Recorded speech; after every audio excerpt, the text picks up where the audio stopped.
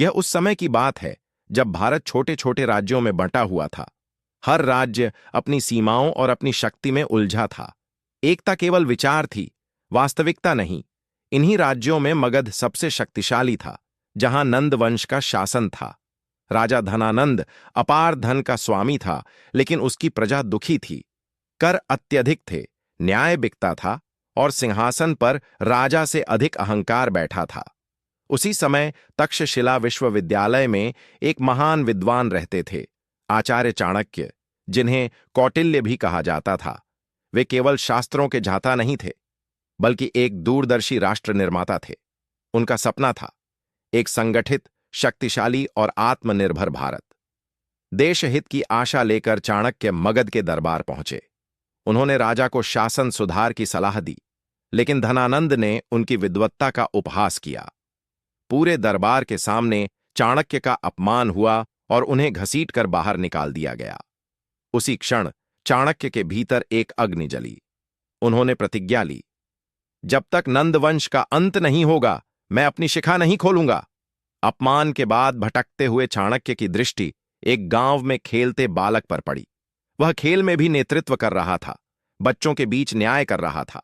उसकी आंखों में भय नहीं, आत्मविश्वास था। वह था चंद्रगुप्त, गरीब, अनाथ, पर जन्म से राजा। चाणक्य उसे तक्षशिला ले आए।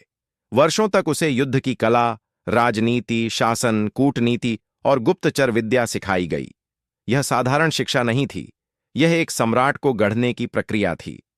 पहली बार जब चंद्रगुप्त ने मगध पर आक्रमण किया, उसे हार का सामना करना पड़ा।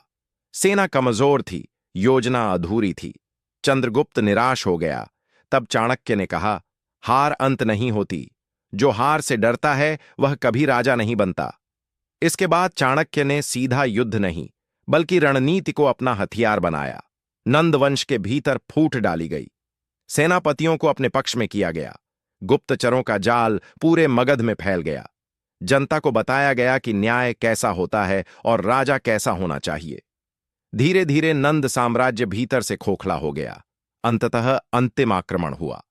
इस बार तलवार के साथ बुद्धि भी थी। युद्ध निर्णायक था। मगध की दीवारें गिर पड़ीं, नंद सेना टूट गई और धनानंद पराजित होकर भाग खड़ा हुआ। चंद्रगुप्त मौर्य मगध के सिंहासन पर बैठे। उसी दिन चाणक्य ने अपनी शिखा खोली।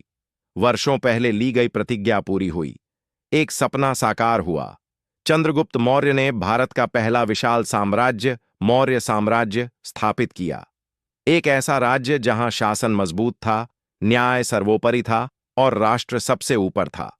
यह कहानी हमें सिखाती है, तलवार से राज्य जीते जाते हैं, लेकिन बुद्धि से इतिहास लिखा जाता है।